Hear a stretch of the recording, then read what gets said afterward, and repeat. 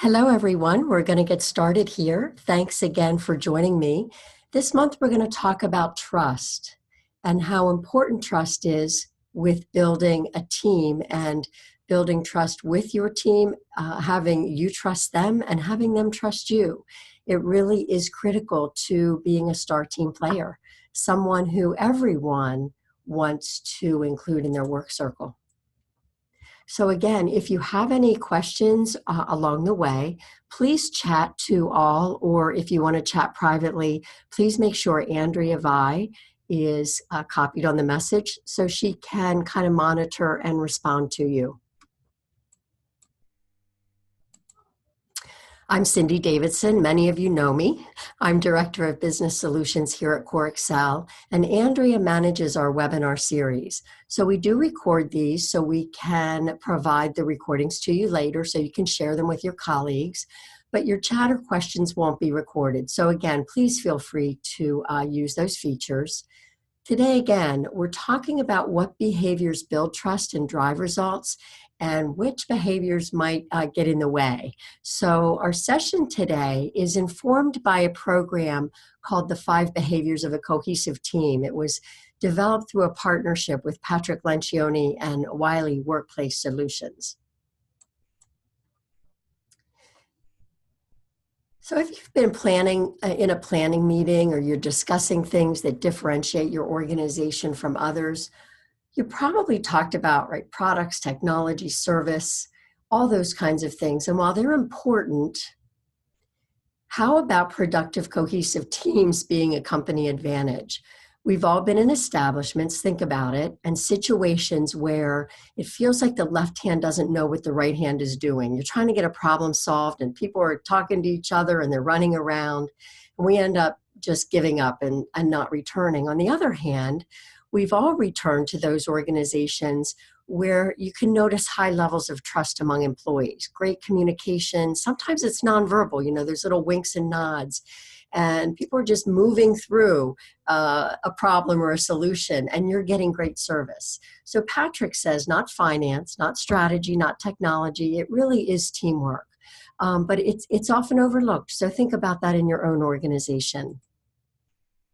So where do we start? If teamwork and trust is the start, and that's really, really important to effectiveness, where do we start? Well, the foundation is really learning about what type of trust to establish and how to do it. Again, trust with others and others with you. And what are we talking about? We're talking about really confidence that each other's intentions are good and that there's no reason to be so protective or careful around each other. You've heard the term walking on eggshells. That's my favorite one. In essence, it's about teammates being comfortable having a level of vulnerability with one another. So what we mean by vulnerability is different than what's called predictive trust. When we think about trust, we usually think, okay, we trust Stan because we can always count on him. We know that he'll do what he says he'll do. That's kind of the kind of trust we usually think about, somebody who will do what they say, right? But what we're talking about here is the type of trust that's really necessary to start the process of building true trust with team members. It's the belief that, again, you're safe with your team. So instead of pretending you're a superhero, like many of us have, it's becoming unafraid to honestly say things like, oh my gosh, that was not a good decision. I was wrong. I made a mistake. Or, you know what, this is not in my expertise. This isn't in, I had a friend who used to use the word wheelhouse. Not in my wheelhouse. I need help here. I'm not sure. Or, you know what, you may have less experience, but you're better at this than I am. Or just simply apologizing. Unless we can bring ourselves to do that, we'll waste time and energy thinking about what we should say and about the true intentions of each other. So we know it's important. Here are 4 ways, 4 trust-building behaviors that really help you with your team. And it results in that type of behavior that you really need to build a cohesive team. So we're going to examine each one. The first being unguarded and genuine, that apology, apologizing and being open about weaknesses, giving one another the benefit of the doubt. How often do you see others jump to conclusions instead of, again, knowing, wait a minute, this person's a good person. They did not have any bad intention in mind. It may appear that way, but I don't think that's the case. And then asking one another for help. So again, let's examine each one very quickly. Step one, that being unguarded and genuine, that abandoning pride and fear, can be very liberating. And what it means for you is not necessarily sharing every detail of your personal life. That can go to the other side. But perhaps you've heard the term authentic. It's being upfront about your thoughts and ideas, not being afraid to let your team members know what you're all about. What's your work style? How do you make decisions? What is it about your experience in the past? Maybe it's a work experience or life experience that informs your decisions. Again, many of you on the line I see have experience with DISC, so you know that style can be very important in this in building trust.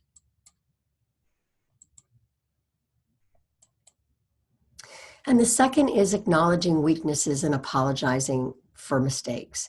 And this can be particularly helpful in instances where you are in a leadership position. Maybe you want to do something publicly, so that, again, if someone is maybe not quite trusting you, they see that, oh, wow, they are open, they will apologize to the group, they're not blaming anyone for their mistakes. I think that's always a fear. And the third one is giving one another the benefit of the doubt. So this is really about fighting those negative thoughts that creep in us, and consciously, unintentionally. There's actually a term for them that psychologists use, and it's called automatic thoughts. And many times we're unaware of them until we react in ways that have negative consequences. So these thoughts, when not managed, can escalate, can actually result in conflict. And we talk a lot about these types of thoughts in managing conflict and managing our conflict thoughts. They really can lead to, if we don't practice this, it really can lead to broken trust. And I know that you've all had the experience of knowing that once trust is broken, it is very difficult, many times impossible to repair. If it can be repaired, it is very, very time consuming and takes a lot of energy. The last one is asking others for help or input. And some of us with different styles, and I will say, again, those of you familiar with DISC know that very fast-paced, direct style. This will be a challenge for us. So it's learning, though, that slowing projects down so everyone can contribute and get on board is actually going to speed it up in the long run, because you won't have anybody questioning along the way, or maybe approaching something half-hearted. So again, it's asking people, it's slowing down, it's asking members of your team, hey, shoot holes. What is not right about the direction that we're going to take? Let's all talk about it. And again, the idea is not that you're ever going to totally agree, but you can at least, a team can at least agree, members of a team, to move forward. All right, it wasn't my idea. I don't 100% think it's totally great, but I can buy in enough to move forward. So again, it's about asking teams what's working, what's not, what are your thoughts, shoot holes. They're all amazing attributes that are part of a proven method. Again, these are all contained in what's called the 5 behaviors of a cohesive team. And what we'll share with you at the end is a new personal development assessment program that's been that was just launched. So why don't we do these things? Why don't we? If they're proven to work. Well, There are lots of reasons that you may not do them, or some of your team members or your team as a whole might not do them. It's difficult to want to feel exposed, right? Or incompetent. People fear that they're going to be criticized, or they're not going to get approval. They'll look foolish, or that they're not in control. And again, think about these as you think about, regardless of which behavior or personality assessment you're familiar with, think about different styles and who of these individuals of different styles may have these issues in terms of holding back, not wanting to be taken advantage of or be a burden. And how about those folks who really want harmony and they want to be liked? Real fears of losing that. But it's important, again, the importance is that we don't hold back, because remember, being unguarded and genuine is a behavior that's critical to allowing that trust building to go on, and conversations that we need to have that get us to the best answer. So when there's trust, conflict becomes nothing but the pursuit of truth, an attempt to find the best possible answer. So keeping it focused on the answer as opposed to the person, the situation as opposed to, again, a personality. When there's trust, we're more likely to challenge each other, get to the best answer, refine our work. So what can you do?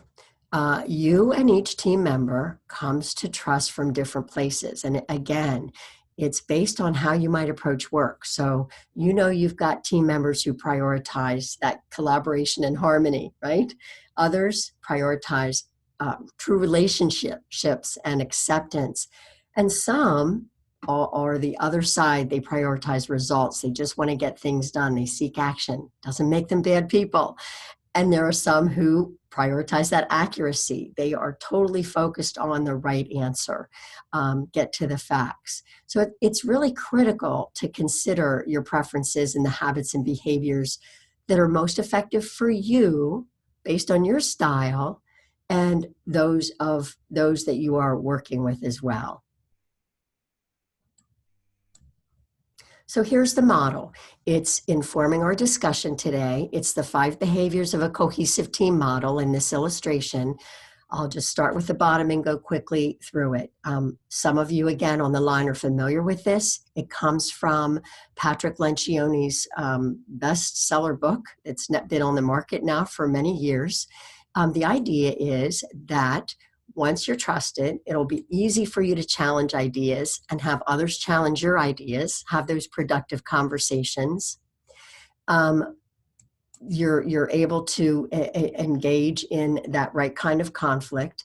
When people feel like they're a part of that, they are able to commit. And then once commitment is made, they are able to hold each other accountable, which gets us to the final stage of results.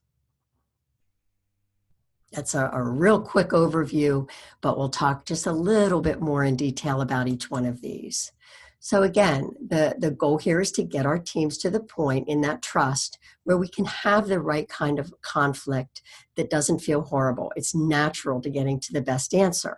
So again, we're moving from trust to conflict. And here are some behaviors in that conflict, just as in trust. We'll go through a couple behaviors that really will help you build this trust and build on this trust in team. So again, it's voicing opinions and getting everyone to voice opinions. So think about why you don't or why people don't. What style a person is likely to hold back and which one not. And how about seeking out opinions? It's kind of the same as asking for input in the trust model. Why don't you? And what can you do to encourage those who are likely to hold back? Confronting and dealing with difficult issues doesn't mean you shouldn't be thoughtful. You don't want to disagree about facts that are easy to check out. My goodness, we have so much at our fingertips these days to check out facts. But it's taking time to talk about it, understand it. Even one fact can be certainly looked at in 3, 4, 5 different ways, right? It's making decisions and based on logic and quality, and making sure to spend time coming to the conclusion that looks the best at the time. Again, certain behavior styles have no problem with doing this and dealing with these issues. Others, it's going to be a little challenging. And then exploring everyone's ideas. And if you have a moderate paced and patient nature, it's going to be easy. If you're fast paced, it's going to be a challenge. So those are the 4 areas that will really help you have the right type of conflict to kind of, again, build on trust and build this cohesive team that you're looking for. So once everybody feels opinions have been heard, they're more likely to commit. Think about yourself again. So when you're able to do that, even if it wasn't your idea, and even if you don't 100% agree, you can trust your coworkers enough to say, all right, let's give this a try. Let's go forward. We've got to make some decision, and we're never going to all agree. So again, why don't people commit? Well, it has to do with our self-talk. It's what we tell ourselves. So again, getting back to style, there's a style that may say on Seeking Clarity, hey, I know what I have to do. I can't worry about everybody else. It's all that matters. Or, gee, I just don't want the confrontation. So I'll just go forward and in silence. So on accountability, if you can with your team, and if your team members with you can truly make that commitment and trust each other that you're doing that, then it is more likely that you can hold each other accountable. So if everybody's clear on what they're to do and agrees on a course of action, it should be easy. You just have to think of it as you're keeping each other on track. And here's a tip to make it more comfortable. I see it as, and again, looking back on experience, it's all about approach and language. So I do think it needs practice though. So you might want to, just shut your door and talk to the wall and come up with some words and methods that work best for you. So the best thing is for it to take place between 2 people who are affected by the commitment, in other words, directly. The leader of the team needs to demonstrate accountability, but they can't be pulled in every time somebody wants to say, hey, Chuck, I'm waiting for that piece of information in order to finish my piece so that we can come to the team meeting on Friday with the stuff we're supposed to come with. So if the leader's always involved in trying to resolve that, it points to a problem, right? That the team feels that holding others accountable is doing the leader's dirty work. So again, taking this back to personal, what do you do? Are you able to ask people questions about work? Practice it and practice how you can do it without coming across in a negative way.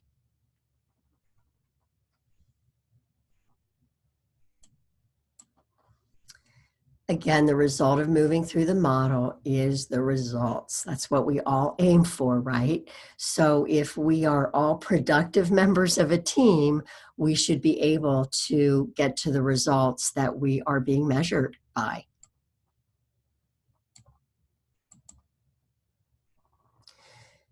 The whole model is all about understanding how each of us, how you can develop good habits by understanding what behaviors are easy for you, which ones are challenging for you, what do you struggle with, and what can you do about it. So how would you like to get specific recommendations and advice on what you can do in each of these stages to be seen as a more effective member of your team? Not just be a more effective member of your team, because you can be, but it gets back to perception as well. So if you are not perceived as being that productive, that trusting member of your team, you may think you are, but it's not going to help you. So again, it's about where are you in building trust, engaging in conflict, the right kind of conflict, achieving commitment, holding yourself and others accountable, and then using what motivates you to focus on results. So if you're interested, if this excites you at all, if you're interested in personal guidance on how you can make these concepts work for you, I invite you to participate in, it's the newest, it's called 5 Behaviors Personal Development Assessment. It was just introduced a few months ago, actually last month at the Wiley National Conference. It will assess your DISC style and also how your style impacts behaviors necessary for effective teamwork. So the original 5 behaviors of a cohesive team assessments were based on assessing a specific team and your behavior on a specific team. This is a standalone personal development assessment. So it's very exciting. If you've already taken a DISC profile, we can use your past DISC results so that you don't have to answer some of the common questions that are in both profiles. You will have to pay for the profile, but you won't have to answer, again, questions that you've answered in the past. It does have a retail price of $107.50, but we're going to be sending you a special offer along with a recording of the webinar by the end of the week. So look out for it. And what you will see in the next couple weeks is they are going to release a facilitator kit that's specific to the personal development profile. And you certainly can go through online accreditation for the program. If you'd like to spend more time with me one-on-one exploring the assessment and program further, or you simply have questions and you want to brainstorm, maybe you already use the 5 behaviors of a cohesive team, or maybe you just want to talk about what you're currently doing and how to improve on that, you're welcome to give me a call, write me an email. You'll be receiving a short survey about this webinar, and I would greatly appreciate your feedback. We're always looking to bring the best value to you that we possibly can. Those of you who aren't connected with me on LinkedIn, please connect. And again, thank you very much. I appreciate your time and energy, and I hope this has given you at least one walk away that you can do something differently, think about something differently tomorrow that will have a positive impact for you. Thank you.